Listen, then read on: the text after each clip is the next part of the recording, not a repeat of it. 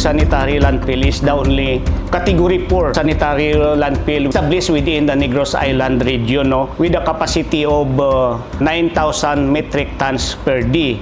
Only sanitary landfill with PPP, no, or partnership between the LGU and the private sector. Sanitary landfill, no, sa Bacolod City with a proper benching and slopes protection and with leachate pan, no, and recirculation process. So daw kung nahambalo naton nga ang sanitary landfill sa Bacolod City is complete components with regards sa iyang operation. So kung i-compare naton ini siya sa iban nga mga cities, no, provinces or region, so ang Bacolod City ma-commend naton nga daw isa ka sanitary landfill nga daw kompleto siya sa component, no.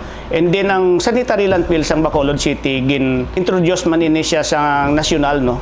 Bali isa ka model nga sanitary landfill sa bilog nga Pilipinas because of sa terracing and slope stabilization with soil covering. Sanitary landfill sa Bacolod City considered naton nga as a zero discharge nga process na. So wala siya siyang na gina-discharge nga higko sa aton nga nearest body of water. So maayo ang pag-practice ini sang ton nga naga-maintenance kag of course ang Bacolod City. Kumpleto ini siya ang natawag naton nga mga best practices, no, like sa soil covering, slope stabilization and benching, no, and then may regular tayo nga monitoring kag may seasonal gas emission testing. So daw mo na siya ang mga requirements nga gina-comply gid sa aton nga proponent, no, kag ang aton nga LGU to maintain nga sa aton nga sanitary landfill nga magiging isa ka modelo, no, sa diri sa Negros Island region kag sa bilog nga Pilipinas.